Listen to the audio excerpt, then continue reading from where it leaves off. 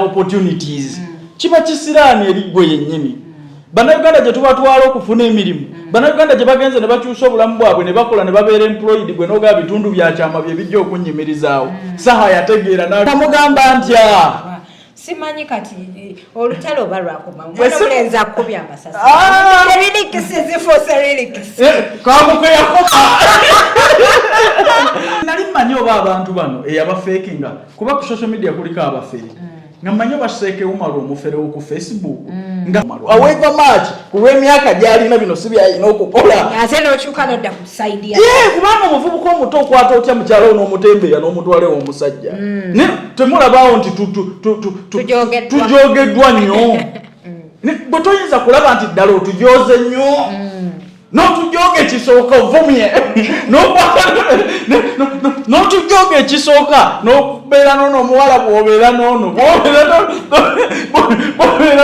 abo n'ogamba nti ekyo tekimaze kujoga bantu bano kanvuge n'omuwala ono mutwale ku nnume naye Cephco ojoze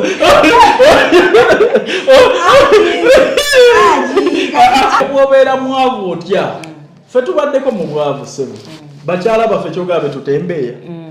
ate kati nzirayo oko ne kufulufiga gyeyogera nali nkiwakanya nnyo omulembe gukyuseemu nti osobola okutembeeya mukyala wo ofuna ekyokulya omwana Cephco amenya erikodi wano mu Uganda yeyeka eyakakikola lwatu n'akwata mukyala we kwe kutwala mukyala wo ku nnume abalungi ku HK Media wano wenyini tuba tusemudeze ne pulezidenti wammwe omwami Calvin Kayanja tuludde ebbanga ng'amawulire ga Cephco gatuluubira ddala ne gatufuula bize galina gwe gawuba nga twamisinga ebintu bingi tubeera ku kooti buli kiseera tetujja mu ofiisi kubanga tubeerako ne bye tukola olwaleero ndowooza nga tetulaba kugenda ku mawulire galiyo pulezidenti sooka omale okubuuza ku bantu mugamba ki mwenna baganda baffe bonna abatulaba ku HK Media kansuubire nti muli bulungi tubadde tubulanganye tekiyuga nti ne kooti etuwuubye nnyo kooti etuwuubye tujje eno naye olwaleero ndowooza tutandise ne programu yaffe yawe Okay, so kati tuli proudly sponsored by Speed Express Tours and Travels Company. Kaswe kwera ngesaabaza abantu okuva mu buli kitundu ky'eggwanga nga bano bakolera visa eri discounted we bali Uganda,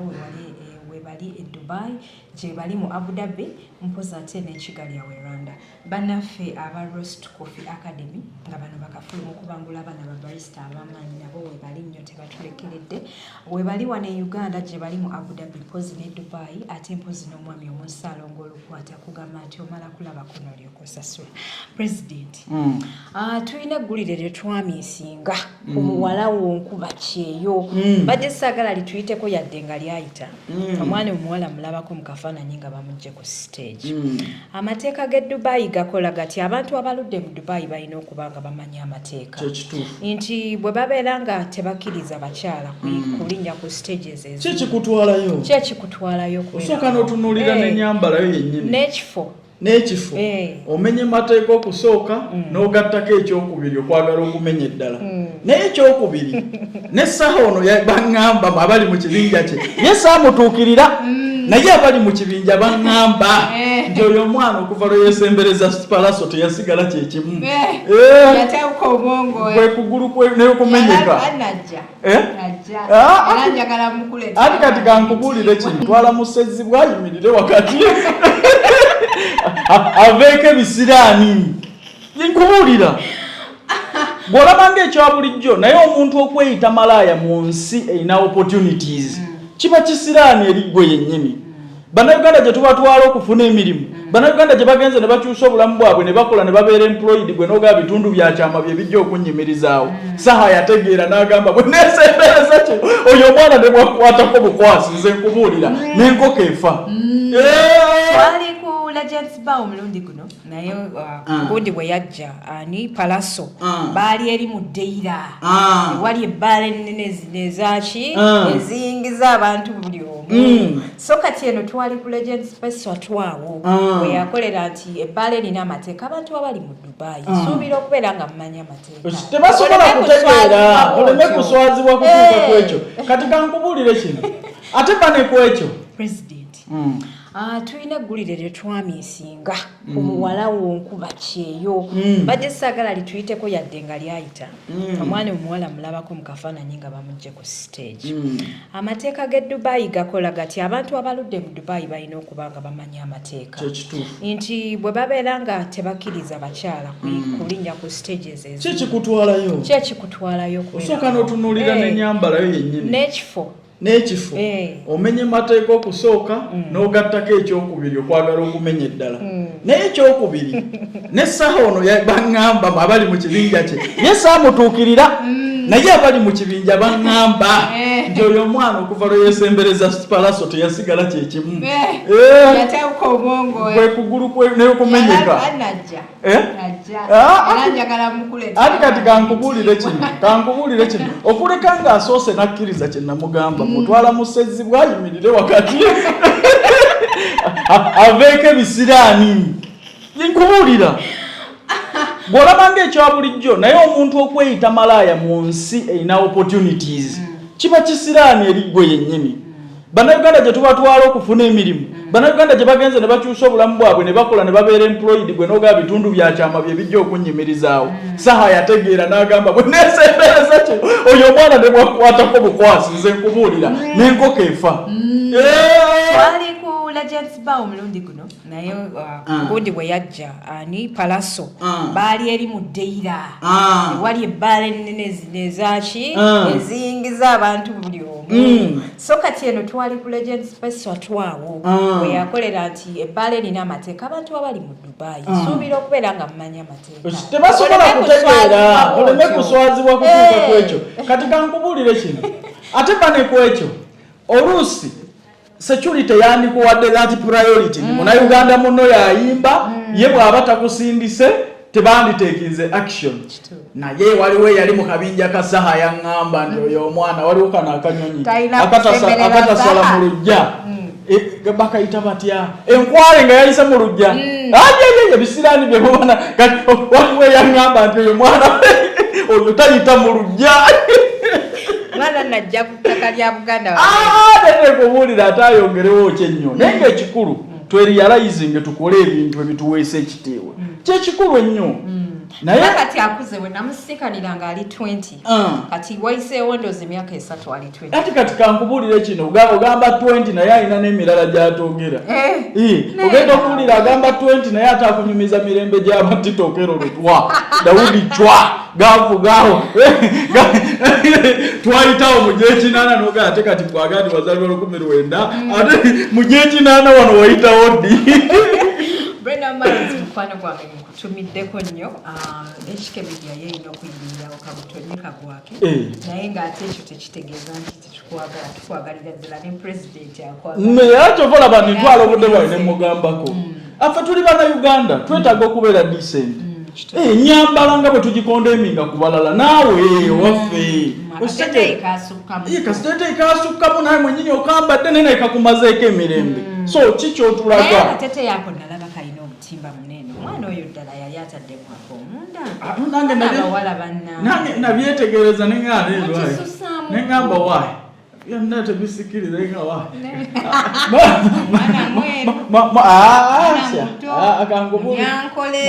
olina kyomugamba mulimu lwowembwa ennyama n'emmwanyi n'eri emmwanyi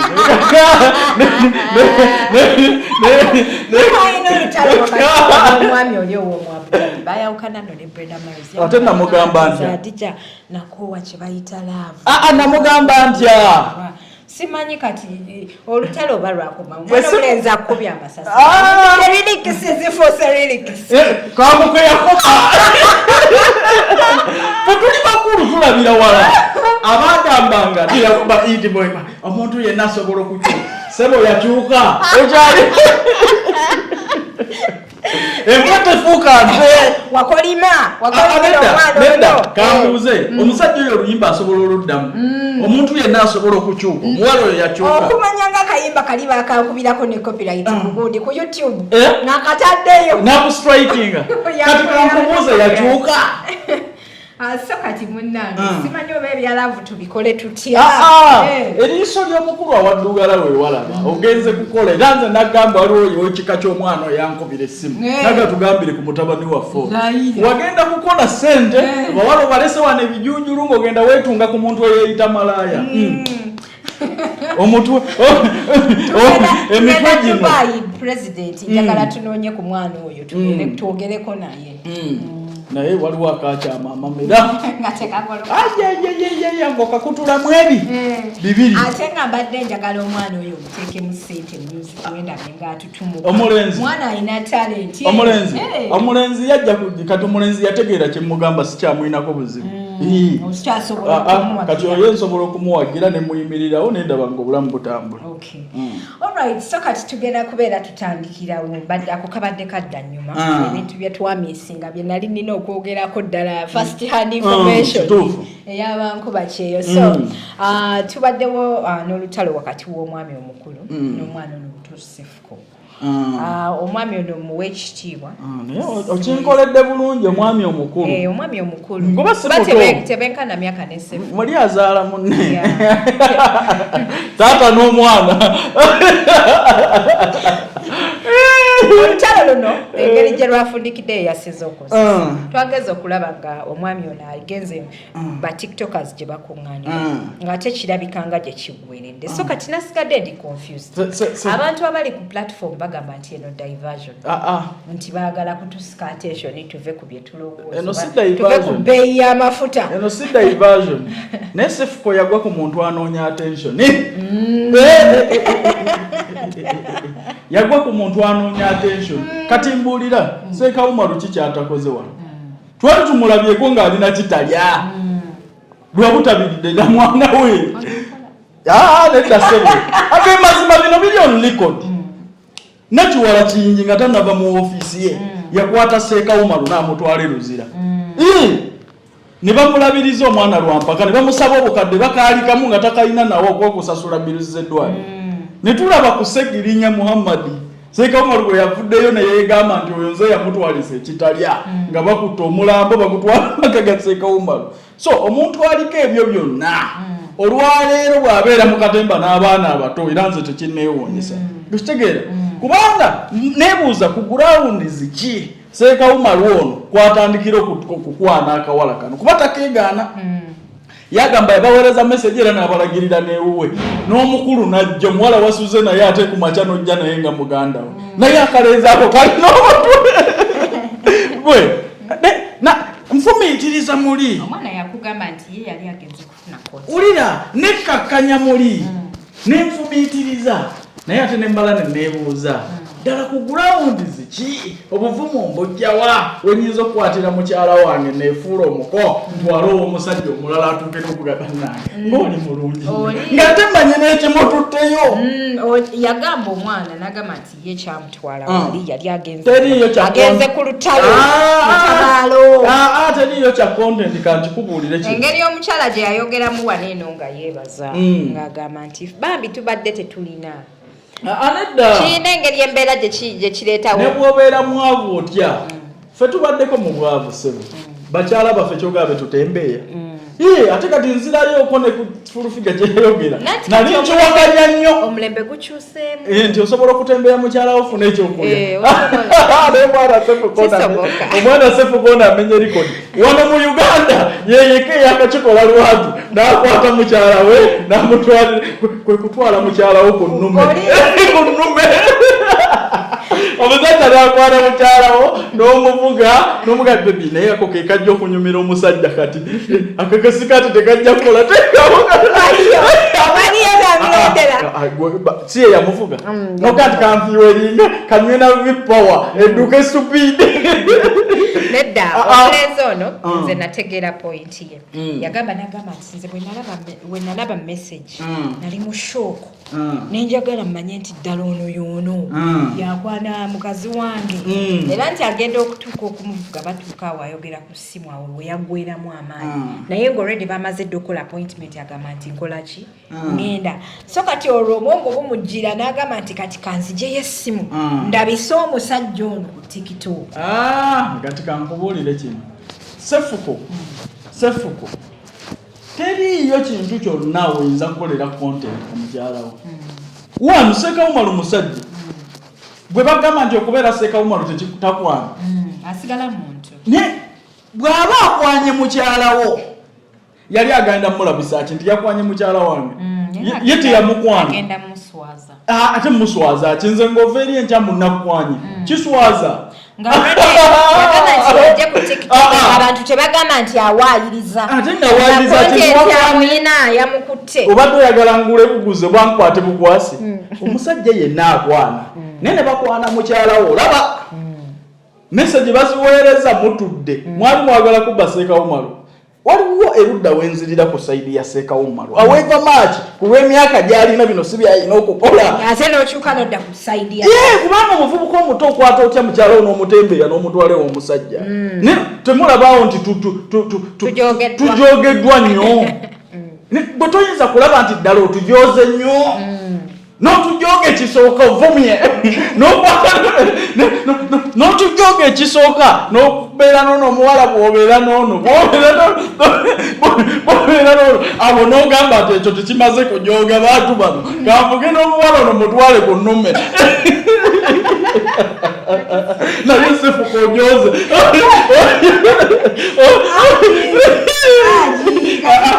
naye gwe tolaba nti ddala otujoze nnyo nemate kansalemu ku puresha naye njoze nnyo nobeera ne Yvonne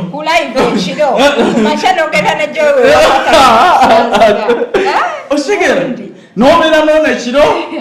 ku 8 ku makya nokeera mulala okitegera kati mumbeera bwetyo oba yanaaba nnyo olwezi ekyo nekitakumalira nogala kati omanyi ndi muganda wo tugende omusajja omulala kyokka omusajja mu byonna bye yayogera temuli kulimba gundi nkwagala jangu tumalirize ensonga gwe n'ovuga musanga abo baSekawumalu nze muddirawo ennyini ng'otuddawo wetandikire emikolo gwengamba nti mukoca nze ekyo mukoca nze ekyo nze lwolugezigezi kayanja muddirawo okimalira amanyi kyali kuwa mbajagala nkumalemu akajanja kyekisooka akakutambuzisa ne kakuleegeesa mukyala wo n'omujja omuleete ku musajja ate weefuule muganda oli kontenti we kati kamukunyonyole omunyonyoke bulungi president TikTok we wa lugambo teriyo lugambo akola olugambo ku bantu naye n'alwekulako ati kankubuulire kino teriyo lugambo lutuuka kutembeeyesa mukyala wo okitegedde beba bavubuka kategole ejja n'okuta ebinodduzi by'omuntu kozi bo banoonya publicity ne mukyala wo gw'osula naye gwe n'omuvuga kyandibadde ekyolugambo nga tukoma mu kkubo naye ne mutwala ne mu premises mu maka g'omusajja bayingira content ng'akyagenda namulaba wano nga nnyogeze ku byaddirira semugoyagamuwedde kati mu byonna onenyaani gwe yavuga omukazi n'omutwala wali message gwe yaziddangamu nti owa ekyo ekyo kikola ebyalo n'amagunga byonna bibyo kati mumbeera eyo ati kankubuulire kino Cephco simulinaako taabu yonna naye wano ffe tulina okusigala nga tubabuulira amazima bannange toyinza kujoga bantu otyo gwe n'obeera n'omwana w'abende eyazaalibwa bw'okeera bw'okyusa ono bw'okeera naye babawalo babaloge kubanga n'omuwala w'otuukira omugamba nti nkutwala ku nnume Cephco si muvubuka mubi, that is one. Ekyokulala abawala nabo nga bombanenya kubanga nze ndi mukazi nze nina position gye sisobola kustandinga nti ntuuka ekiseera ne ŋŋamba nti kati oba public egamba nti oyo ansinze kegambe okitegeera naye n'abawala nabo mulimu olwolaba nga tuli mu katemba tutya omusajja n'atuuka n'okupulaninga okuvuga okutwalawo omusajja takwagala oyinza okulanga munnange ebyabaagala natosobola kutegeera biki kankubulire tosa kutegeera bikibe baba bateeseza teriyo kyakuteesa kibeera ku ekyo ne bwe tuba twagala ssente tutya omusajja n'avaayo dokita omulamba nti baakuwa mitwalo 2 n'otwalayo mukazi wo ekyo oba oli kiddawa naye agakatonda mu ggulu ffe ebika ebyaffe bituula ojjanga omuko yambadde essuuti ne tuleka tukwemba agakatonda mu ggulu naye nga mu byonna ekyo kikolwa kyali kikyamu ekyokubiri seekabumalu njagala kukulabula okyazanya emizannyo gino ng'ozanya n'abavubuka bano abanoonya publicity ojja kufuna obuzibu olwalira akawala ako kasobola okuvaayo bwe muba mwali mu mipango na fulufiga kukwata Cephco ko ne kavaayo ne kagamba nti munne baatwalira Cephco nze bandekaawo bino bye byaddirira tosobola kubyegaana bano abaana oli asobola okuyimirira emabega w'omwana oyo n'amuwa mitwalo aga n'amugamba tema kino ne kino ono tume nga tumugjeewo tumugje mawulire nga bwolaba bwe weewaana nti basegirinya abo bali kitalya kubanga gwe omwana ono basobola okumukozesa ensobi ne bamupanga ne bamugamba omanyi n'emyaka 18 togiwezanga Seekawumalu yakutwala ewuwe ne boyfriend wo ne muganda barestinga muganda wo boba boyfriend wo gwe n'osigala mu premises ze gamba nti bino na bino bye byaddirira omwana oyo singa abityebeka bw'atyo nze ndabye abawaayiriza abantu wano ne babeerayo ekitalya so oguddawa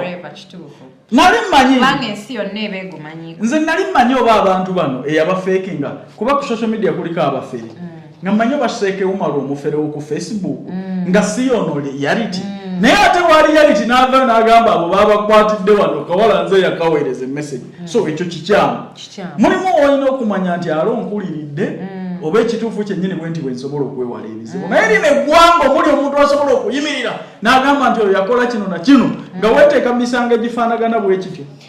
okutwaliza awamu kiba tekijja so kati ku nsonga eyo waliwo engombe egenda maaso eyogerwako mbuno diversion president kino njagala kibuuza gwe kuba gwojja ne mami Catherine mami Catherine muntu wa NRM mwatolyako ssente anti kati kankubuulire kino bwe baba bagamba nti eyo yali diversion kiki bayita diversion ki ekiyinza okujja ku mulamwa nti bisetting it's like a movie babizanya buzanya anti kati labayo baagala twerabire ebbeeyi y'amafuta baba bagamba nti bituufu batuwe reality okitegedde ezo ensonga ffe ze twogerako cause tuzibaddeko ne si nsonga ezikwata ku buli munnayuganda gwolowooza Cephco okuvaayo ebbeeyi y'amafuta shero zasizza ekyokubiri bannange tewagenda kubeerawo mawulire gokka ga byanfuna mu nsi oba byabufuzi oba byakwerinda bannange n'amawulire amalala nago mawulire okitegedde mulimu abantu abaconcentratinga kabaka bamukutteko simanyi bino simanyi bakoze bwe bati ne bwe bati kati nze bana bagamba diversion be baleeta diversion nalaba akatambi nga kabaka bamwambaza mask oli yasala musazi mukono nga gulingo gukutte kabaka wano ne bagandi kabaka babadde bamusindika ne oli omuntu alina obwongo mutwe n'atabuuza ndi naye ddala lumbu yalese bifaananyi bino lwaki tatulaga video nga kabaka bamusindika bwe bato kigende ne maaso moji ne video naye oli yasikurinishotinzeemu ako ne badduma aba diversion entuufu amawulire amatuufu agakwata ku bantu bwe gavaayo nga bagayita diversion kati njagala okubuuza lumbuye yavuddeyo bulungi n'agamba nti kabaka embeera gy'alimu omusirikale atuuka n'omujja nenga ka video kabaka yabadde ayambala masiki maaso moji emikono tegidda mabega kiba kibi mu Buganda okuzza omukono mu mabega kabaka yeyambaza masiki nga abasirikale webali era wagitadde wano omusirikale n'amuyambako n'akola ki n'ajambala kyekitiibwa ne president bamukwatira ambuleera okitegedde so naye oli olwabyaka akafaananyi n'akwatayo gurupu waliwo gurupu eri awo nga yeegoberera bugoberezi bye bateetegereza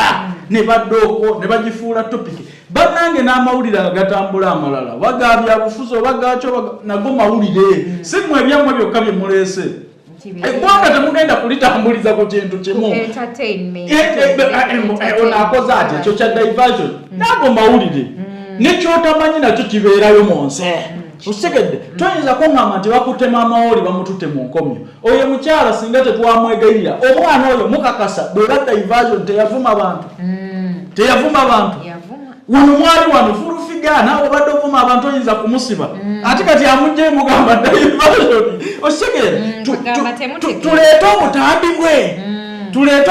bwe ddala teyamutyoboola gwokitunulemu gwe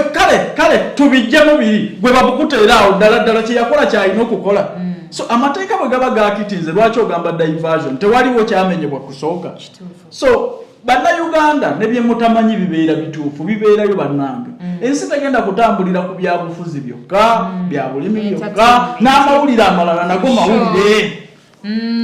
kugenda bugenzi mu kuyimba koza ate kati awo koyogedde nti ensi tegenda kutambulira ku bintu birala nzijukiza ku kyabadde ku umma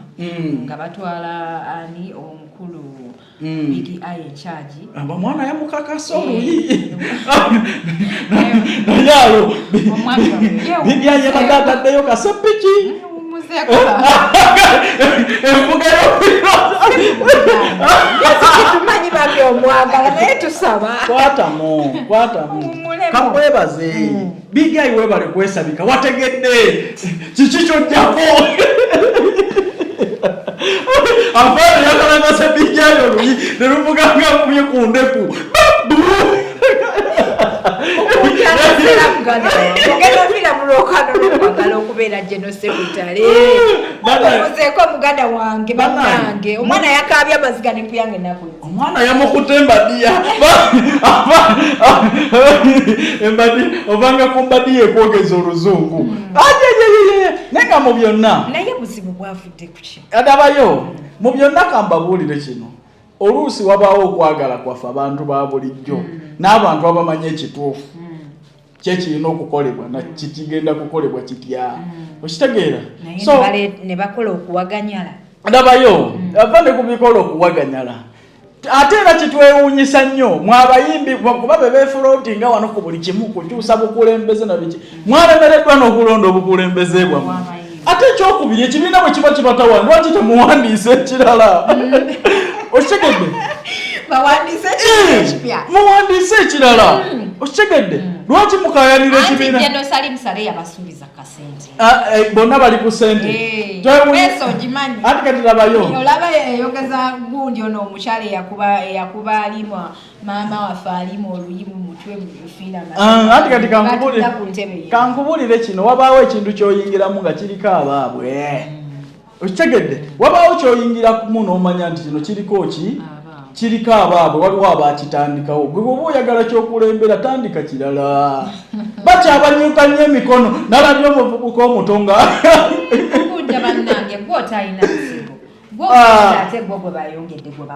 wabula bannange byekyensigo kyakomawa ekirala mukunja weeteze nnyo muganda wange weeteze nnyo naye bano abasajja beweetegerako nga tebasaaga mukunja atasera weeteze nnyo naye bano abasajja beweetegerako tebasaaga kyekisooka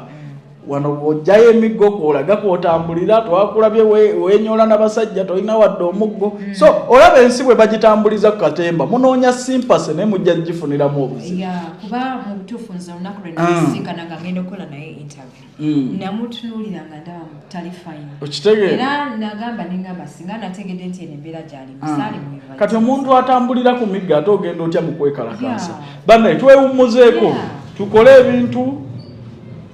ebitaleetera bulamu bwaffe buzibu kuba abasajja bajja kukuba ekikonda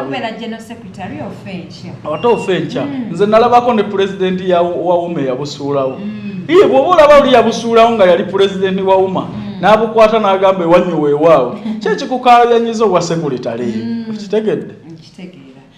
Alright, banaye bakwano tuli ku Kayanja Migrant Care Services olunaku lwaleero wetukoledde show ate nga it's going down mugakuta kati n'omwami president wa Calvin Kayanja nga bulijjo tubeerako n'abantu abatuwerekera aba Speed Express Tours and Travels abaganda bafa ba Roast Coffee Academy koza ate n'omwami omu bamuyita Sam Olukwata